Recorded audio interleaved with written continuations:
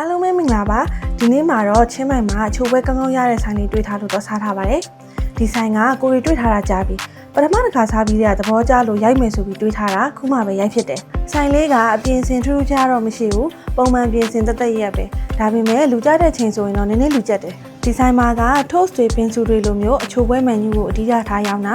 ဒါပေမဲ့သူ့စီမှာကဖောင်တို့ထမင်းကြော်တို့လိုညစာမန်နူးတွေလည်းရှိတယ်ကိုရီကတော့ဆိုင်ကိုည9နာရီလောက်ရောက်သွားတာဆိုတော့ heavy meal အနေနဲ့ကဖောင်ရယ်ပီဇာရယ်မှာလိုက်တယ်ပြီးတော့ cheese toast ရယ် strawberry sauce ပင်စုရယ် Dubai chocolate sandwich ရယ် strawberry milk အေးတစ်ခွက်ရယ်မှာလိုက်ပါတယ်ကဖောင်ကတော့စားလို့ရတာကောင်းတယ်ဒါပေမဲ့ပီဇာကတော့ရတာကောင်းပေမဲ့သူ့ရဲ့မုတ်သားကတော့စားရတာမာတယ်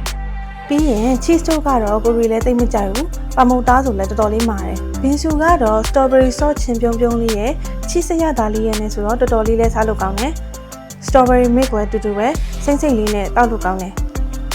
နောက်ပြီးအချိုအစိမ့်ကြိုက်တဲ့လူတွေအတွက်ကတော့ဒီ creamy sandwich လေးကိုသဘောကျလိမ့်မယ်ဘာလို့လဲဆိုတော့သူက chocolate တွေ pistachio တွေအများကြီးနဲ့တော်တော်လေးစားလို့ကောင်းတယ်ဆိုင်လေးကတော့နေ့လယ်2နာရီခွဲလောက်ကနေည7နာရီထိနေ့တိုင်းဖွင့်တယ်ဒါပေမဲ့ည9နာရီ10နာရီဆိုရင်တော့လူကြတတ်တယ်အေးဆေးစားခြင်းတော့ည10နာရီ17နာရီလောက်ဆိုရင်အဆင်ပြေတယ်